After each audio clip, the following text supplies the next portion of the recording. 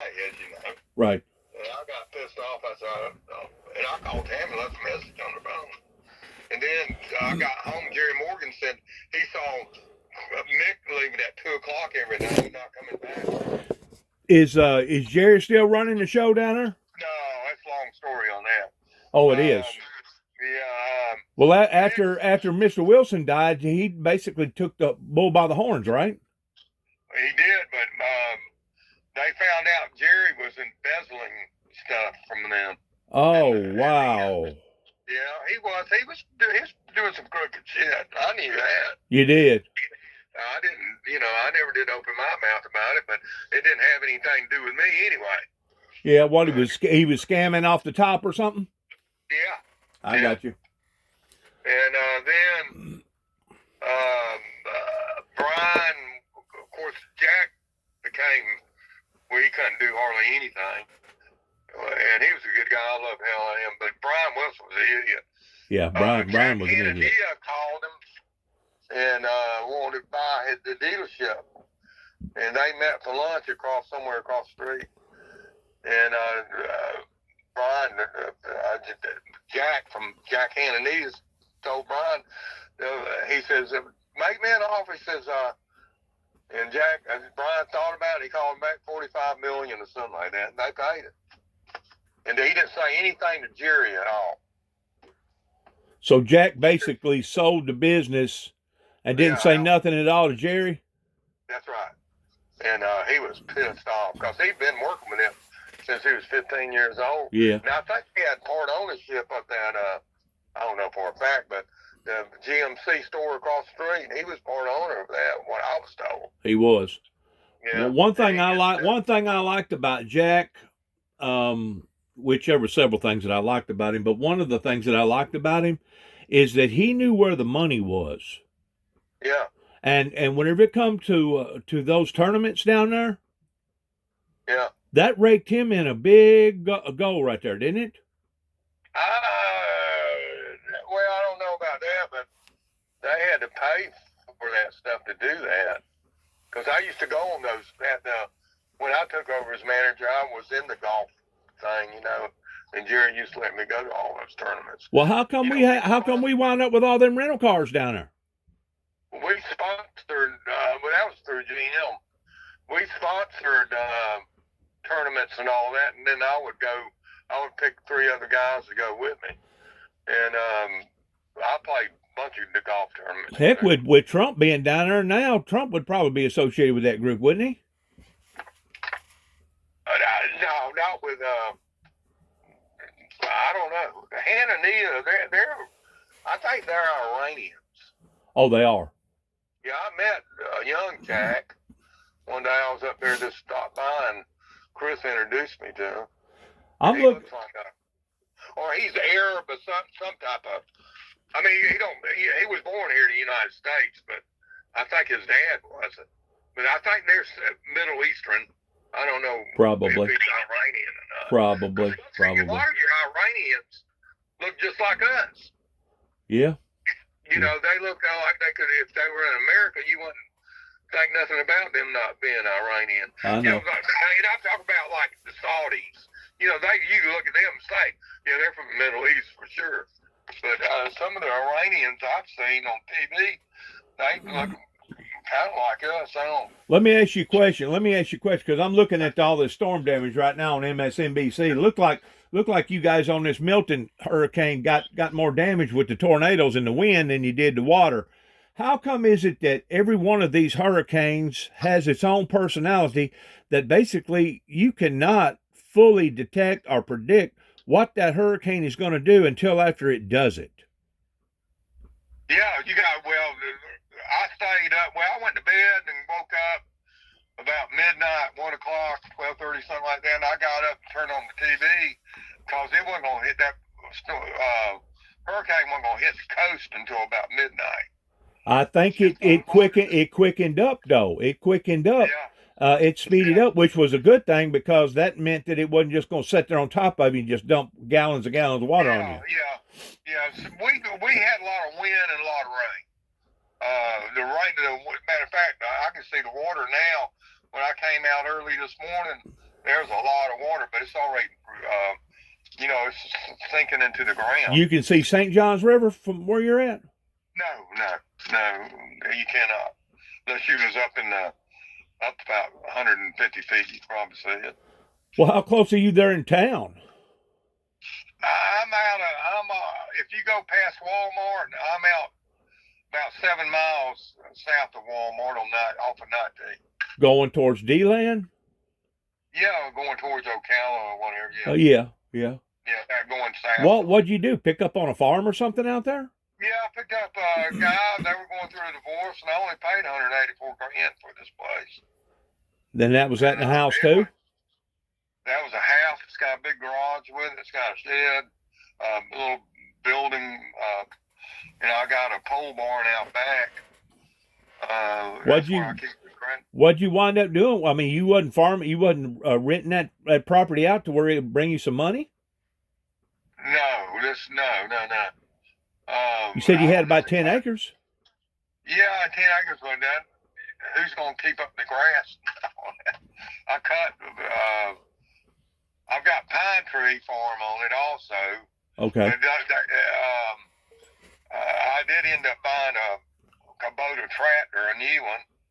I tried to get a used one, but by the time I found one that looked good, it was gone. Yeah. So I ended up buying a new one. June wasn't happy with me about that, but I had to have it. Well, man, I sure hate that about June. I really do, because you thought the world of her. I know. But I ended up buying a one with a front end loader and a bush hog. Gotcha. I tried to get the whole kit. You know how you can buy the whole thing, but yeah, I needed to keep my payments at a certain amount of money, and it was going to go over. Right. And I put $5 grand down on it. I got you. And I was making good money with Jack Wilson. I was making over $100,000 a year. Yeah. I had that place pumping. Yeah, just being an estimator. I know you was making good money. And then old Darren, remember Darren the painter? Yeah. He came up there one day and cussed me out and told me to quit taking in so much work. Yeah, right. See what happened? Geico was using Hall's Collision Center? Yeah. Yeah. They were using them, and Bo, or whatever his name, kicked their asses out. So one day we had some of their head honchos come out and look at one of their Geico estimators estimate, Uh-huh. And I knew they didn't have any place to go, so I had a spare office there. I said, and where you could drive into that front bay. Right. I said, tell y'all what, if you want until y'all find somebody to take you, I don't really want to be your shop, but you're an estimator and come over here and I'll leave this open. He can use that office. And if it's raining, they can pull it inside. Right, yeah. And man, they looked at, usually I was there once or twice a week. Well, you know that Geico adjuster that come out there, that big heavy guy? Yeah. What was his name? Chris or something? There were so many of them. He basically had a protocol to go by, and he wasn't going to break that protocol, was he? No, he wasn't going to break it at all. They got them kind of rigged up. Brainwashed, don't they? Yeah, they do. So anyway, they started out, they would look at, like on a Monday, Tuesday morning with a appraiser, we get there early, and they had like 6 cars scheduled to do estimates. Most of the time I got 5 of them. And it started picking up more than that. Say they on down the week. I don't remember if they were there 3 times a week or 2 times. But I mean, I was loading up. And y'all didn't wind up getting on no RX program with them, did you? To the degree that you had to tear down a wreck within 24 hours and give them a written estimate? No, I told them I didn't want to be their shop. Absolutely. I said, but I will help y'all out, and they appreciated that because they didn't have any place to go. Right. And they really did appreciate it. They were happy as hell. And I was happy as hell, too, because it worked out great. Right. I didn't have to put up with their shit. They wrote their own estimates. If there was a problem, we did a supplement. That's right. So, anyway, we got busy as shit. And Darren came up to me one day. He says, quit taking in so much damn work. And you would think he would have just the opposite concept. You'd think the more the merrier. Because he's probably making $150,000-$200,000 a year himself, wasn't he? He was making good money. Yeah, he's making damn him and Chad. So I went up to the office after that. He was pissed off, and I went up and said, and Jerry liked Darren, which I like Darren too. He's a good guy. And He was a little cocky with me. Yeah. Was he just that way with everybody, or what? He was with some people, and like a spoiled brat. Yeah, he's spoiled brat. Yeah. I went to Jerry's office and I said, Jerry, your buddy Darren came up screaming at me to quit taking in so much work. You made him cut it off. And he said, if you do, I'll fire you. So anyways, Jerry got caught doing the company. What's he doing now? I don't really know. He's married to that real estate lady. I can't remember, Shelley. She's real nice. I like her, honestly. And she made real good money. Oh, I imagine. They probably got plenty of money. He probably scammed a lot of money off them. Probably. Jerry, I know he did. I mean, he bought what I was told. He was buying land with some money that him and Jamie, who used to work with us years ago. Well, he hired her back. She was, I can't remember. I think she was living in North Carolina, and she moved back down. And him and her used to have had an affair at one time or another. Oh. And back when I used to work there, back before I was manager. I think she might have been there when you was working there. I don't know. But anything Jerry told her to do, she did. How about is Benny and Randy still working back there in the back? Benny and Randy's both still there. I was by there not too long ago.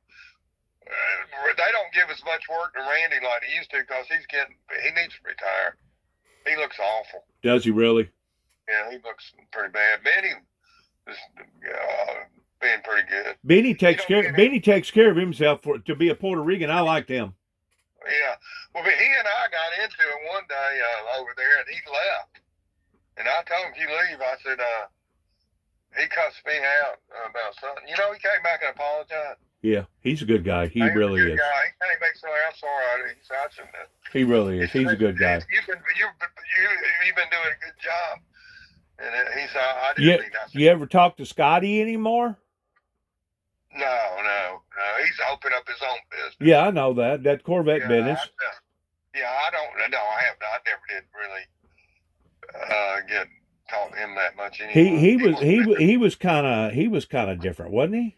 Yeah, he was different. He was like somebody. He was like a gangster from New York or something, wasn't he? Yeah. He was working there for a while with me when I was there, and then he left. I think him and his wife caused some type of commotion at a Christmas party, and I think everybody got pissed off at him. That's why he finally left. Well, he had a pretty good business. Yeah. Back there. What street was that? Right behind Jack's place, sir. Yeah, it was on. Yeah, I know. I can't remember the name of the street, but it's where all the businesses are. Yeah. It's all residential. Yeah. So are you keeping up with the damage on this last storm? Not here in Palaco now. I feel sorry for those people down in the Tampa on that. They were just getting over a lean, and now this thing hit. Yeah, but they got lucky. It didn't hit the Tampa area. It went down. It went down about 75 miles. Siesta Key, I think, is where it hit. Yeah. But they still got some damage. I mean, they didn't have a big surge. But it's. I drive down to Tampa and pick up. You ever heard Manheim Auction?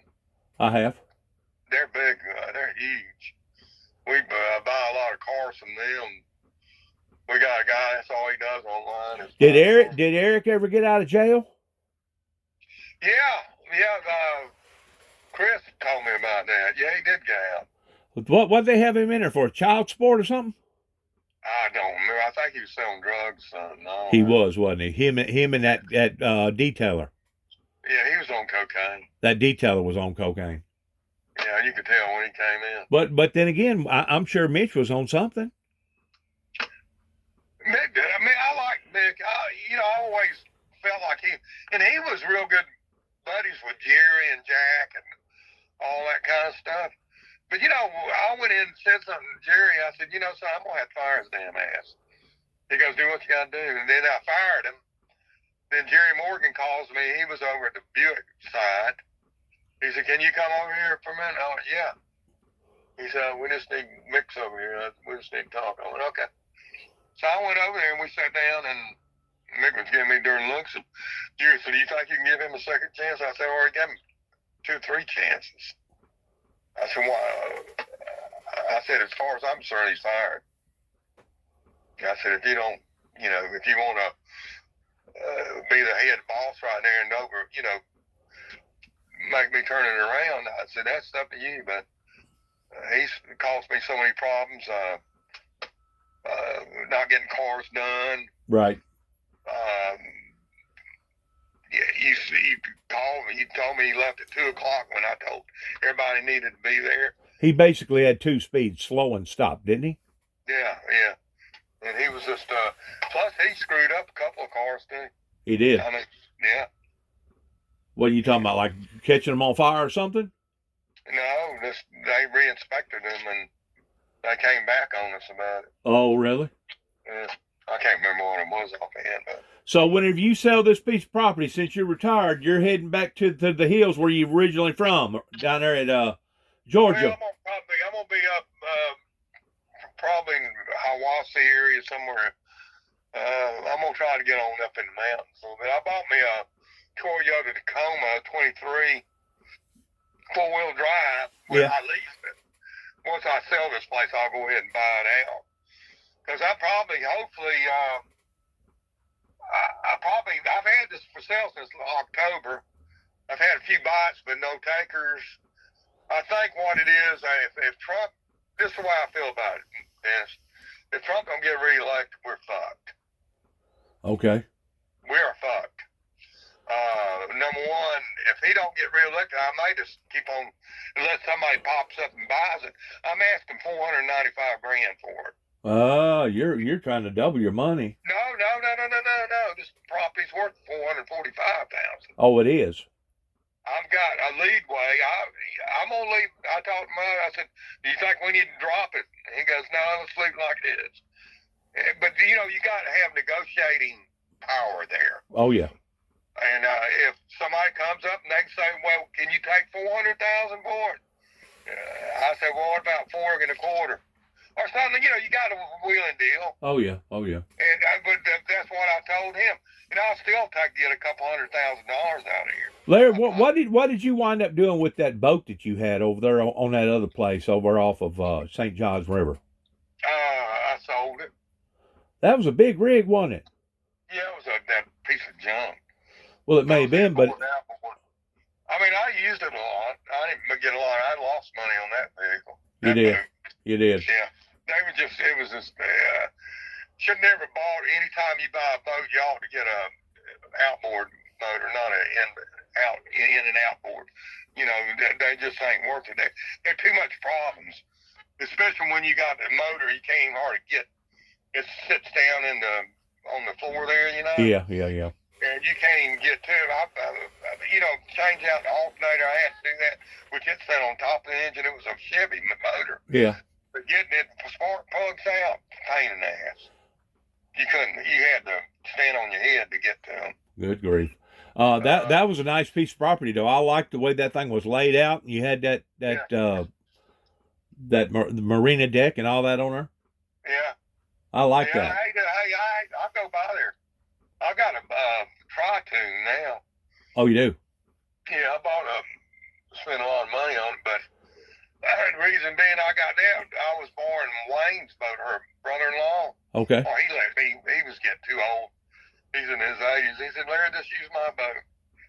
And it was getting to the point where June couldn't get in and out of it. Right. And so she wanted to go out in the boat. And I said, tell you what. So I tried to find a used pontoon boat. Everything I found was junk. I'm not going to buy it. You buy a used boat.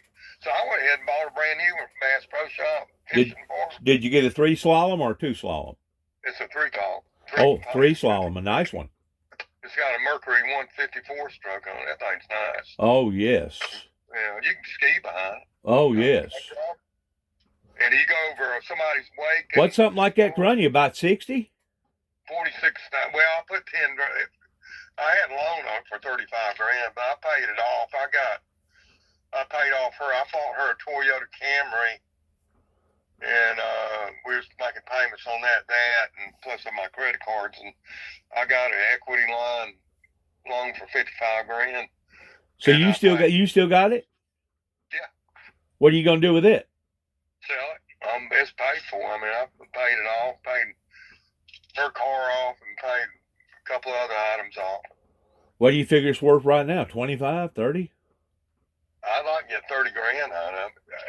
The only thing, Bass is a Sun Tracker from Bass Pro Shop. Gotcha. If it had been a Benetton or one of those $1 pontoon boats, they say these just don't hold their value. Like, they're not as well made as one of these top of the line pontoon boats. I got you. But those 3 slaloms sure are nice, ain't they? Yeah. Yeah, it makes it, and then you got a bilge pump for that center one, because I guess when it collects water, it makes it more stable. Yeah. And when you go over another boat's wake, you don't have all that. If you're using just a regular pontoon, you'd be going back and forth, Right. It's pretty nice. It all has to. Yeah. Moves. And of course, you had the canopy and all on it. Yeah. Stereo and all that. It's got a stereo system and all that stuff too. Yeah. Man, I'd have that thing out on the daggum water almost every day if I was retired. If I could, I would, but it's kind of hard when you got other stuff you got to do. Where you got it parked at? Or you just pull it out and bring it down there at your house? It's sitting outside. Well, it's sitting out right now. I got a cover that goes over it. But Yeah. It's paint half. I hadn't done that. Like, I just went out there this morning and turned on the bilge pump, pumped the water out of it. Because when it rains, it gets in there. Don't you have a son or something that lives up there in the Georgia hills? Yeah. I thought you did. So you're gonna go up there and move pretty close to him, man. Yeah, I got a brother who lives in Hiawassee, my older brother. So I'm gonna try to be up. And then my kids, they live in Loganville, Georgia, which is at the foothills. They're not in the mountains, but it's not far from it. How far is that from the Tennessee state line? Loganville is probably about 125 miles, something like that. Not far. Okay. Did you see where all that flooding happened in East Tennessee and Western North Carolina? Yeah, I got an old girlfriend that lives in Flat Rock. You do? North Carolina, yeah. And she didn't have power for 10 days.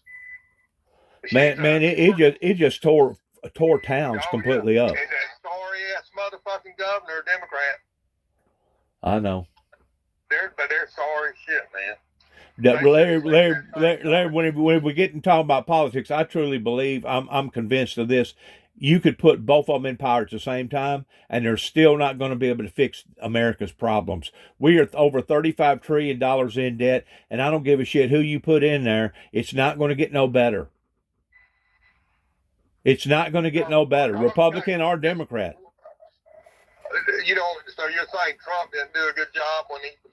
No, Trump did. Trump did do a good job, but now since the dynamics of everything has changed, since COVID hit and everything, to get back into that same saddle would be next to impossible. You know that.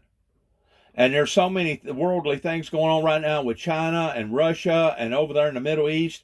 I just don't think that I think America missed their opportunity right there. Of course, we was kind of sabotaged with COVID.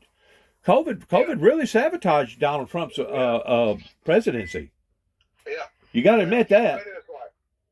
Vote for Donald Trump, whatever you do. Yeah. We don't.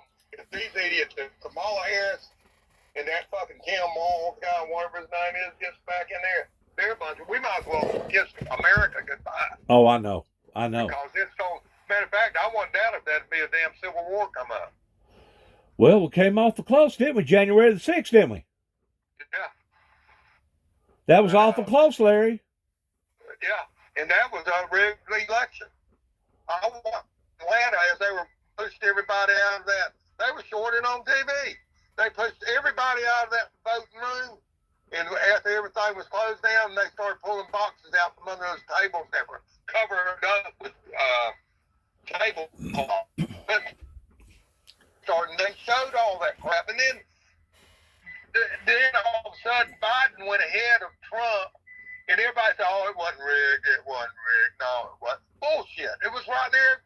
You don't push everybody out. There's supposed to be a Democrat and a Republican taking notice of what's going on. Well, they pushed them out. Well, whenever I went down there and lived on Anastasia Island there for almost a year and worked with Jack and worked with you, I actually done some pre-investigating work down in that area and went to different places, and I found out that all them hanging chads pertaining to Al Gore and Bush running, that really went on down there. Yeah. That was a mess down there in 2000, wasn't it? Yeah. And ever since then, we have gone backwards pertaining to worldly affairs, as far as I'm concerned, because we had 9/11. That come about shortly after what? 2001. 2001, and ever since then, we've been going downhill, Larry. Well, if Trump was still president, none of this shit would be going on. I would like to believe that. The Europe people over there were scared of him.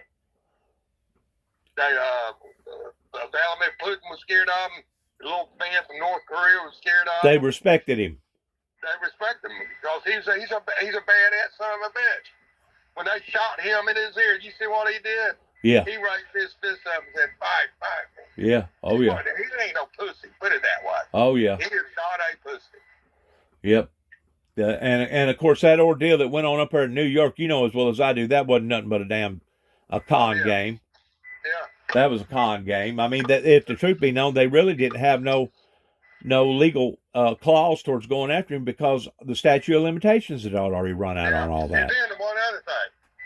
Now they're saying that FEMA's almost running out of money. They sent everybody in North Carolina that had problems $750. We're sending $5 billion every now and then to Ukraine. You don't know what that guy's doing with that money. I know. And then we sending money over there. And then Peter Ducey got on the thing and had told that little shit girl. So we're sending all this money over there. The president, all he's got to do is stamp it. They send it over there.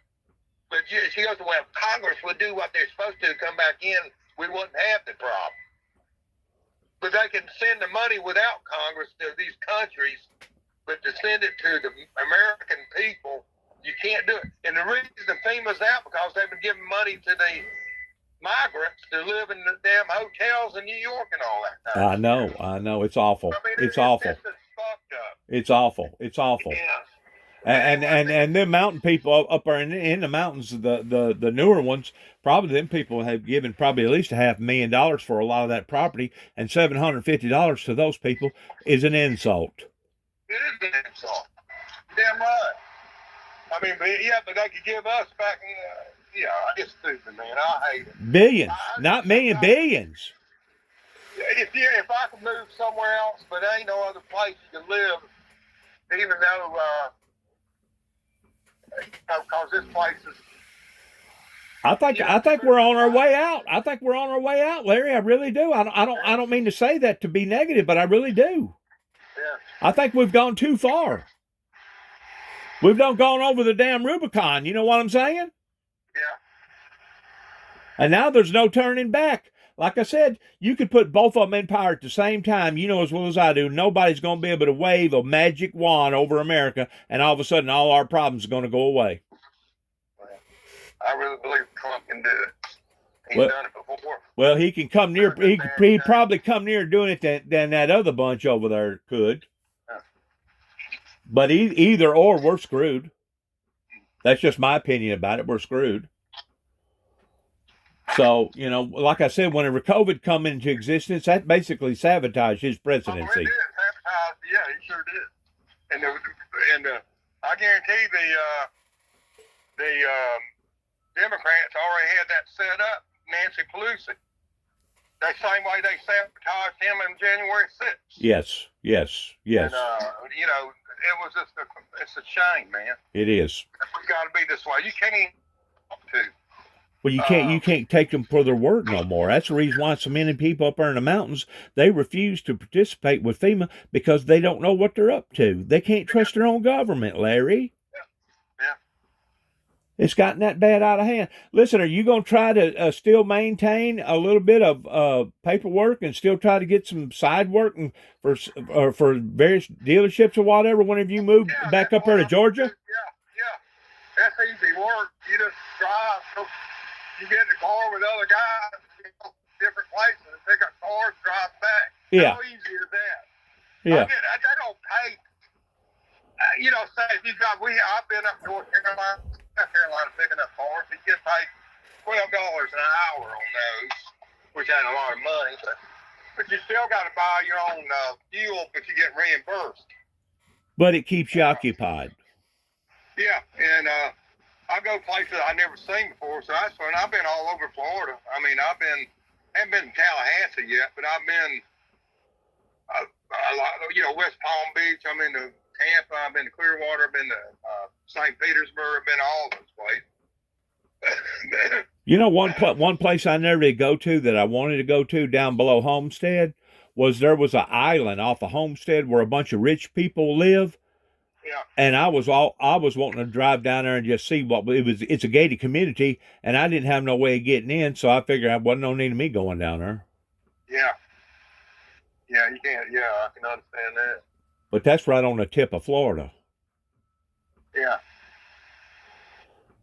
Well, man, I sure do hate that about your wife passing away. When did she pass? She was a hell of a woman, man. I love the shit out of her. We had some good times. When she started getting dementia, it went downhill, but I didn't know that much about dementia. I got to read it up on the internet. It tells some pretty damn hairy shit about it. Oh, yeah. She can't remember anything. She lost keys, lost credit cards, debit cards. Well, y'all spent a lot of time down there in that American Lodge, didn't you? Or VFW, whatever it was down there.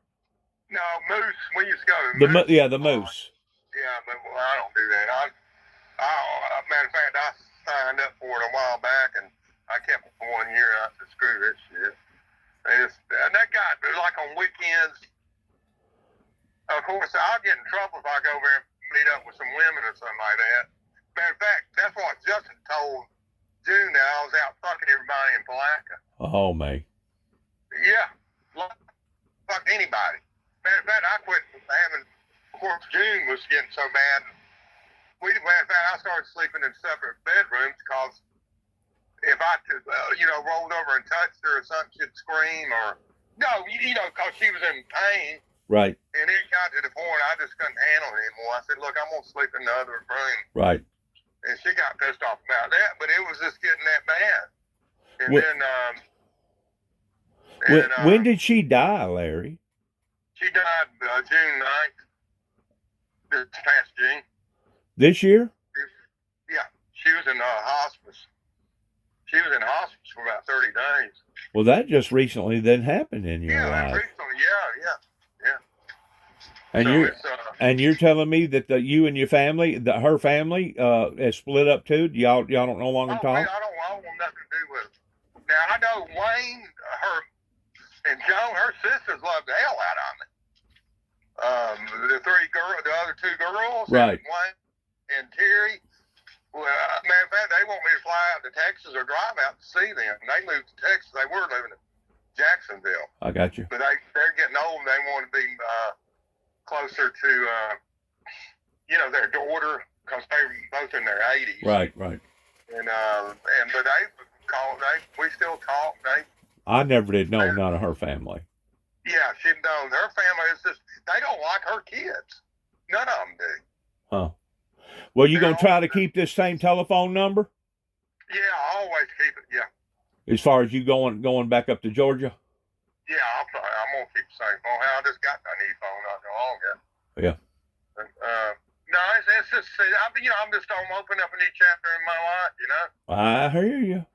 And I'm 72 years old. I just turned 72. And I'm still in good shape. I quit smoking and all that stuff, and long one. Well, I quit smoking a while back, and then I started back after June started getting this Memphis stuff going. It drive me nuts. Yeah, that's a hard thing on anybody. And then I quit again because it started affecting I started coughing real bad. Well, first I started smoking cigars, which I thought was stupid. But anyway. Well, I'm looking at a report right now. They're saying at least 9 deaths in Florida. So, Yeah. so and that's basically from that wind damage, that those tornadoes that was springing out, all that. Yeah, they had about 126 of them, they said. Yep, it had more tornadoes. I gotta go. Well, listen, man, it's good talking to you. Okay. It's good talking to you too. We'll talk later. All right, you take care, Larry. All right, you do too. Where are you living now? I'm living Northwest Tennessee. I'm about 20 miles from the Kentucky state line, and I'm about 20 miles from Mississippi River, just north of Memphis, about 120 miles. Oh, really? Oh, okay. Right up there in the very corner. Yeah, I think my brother lives in, my little brother lives in Mississippi line, right at Memphis, Tennessee line or something up there. Is it Hornwall or Horn something? I don't know. I can't remember. Ridgely, Tennessee, maybe? No, Ripley? Mississippi. It's a Mississippi address, but I don't remember what the name of Yeah. it is. He's a preacher type guy. I think he's a youth minister at some big church in there over there. So. Is he a preacher in Tennessee or preacher in Mississippi? Mississippi. I got you. He's down there by Tupelo. I mean, by where all the casinos are. I don't know. I couldn't tell you. I've never been over there. I don't talk to him that much. Is he a younger brother? Yeah, he's a lot younger. He's the youngest brother. Yeah. Gotcha. He was like a second family.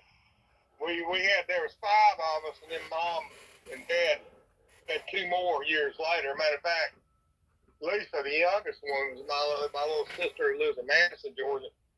When I left home, she was just a little baby. I was 17 when I graduated from high school. Right. And she was still a little bitty baby. Did you go in on the tail end of the Vietnam War? Yeah, I was. Well, not right at the end. 70s when I graduated, but they were only pulling lotto numbers at that time. And I was going to join the Navy, and of course, my brother and his friends all joined up with. They joined the Marine Reserves, and then Monty and Lee joined the Coast Guard. Tim Key joined the National Guard. So they turned that into a career. No. Gary didn't want to stay. He went ahead and joined up full time, stayed in Kathleen the whole time. But they found out I was going to join the Navy when I got out of high school, and they told me to wait until that lotto number was full. They was pulling up to 150 at that time, and mine came out 279. So I didn't have to. Gotcha. That was kind of, I think when the Vietnam War ended in 74, I think. Something like that. Yeah. Anyway. All right, bud. Take it easy. You too, man. See you. Bye-bye. Bye.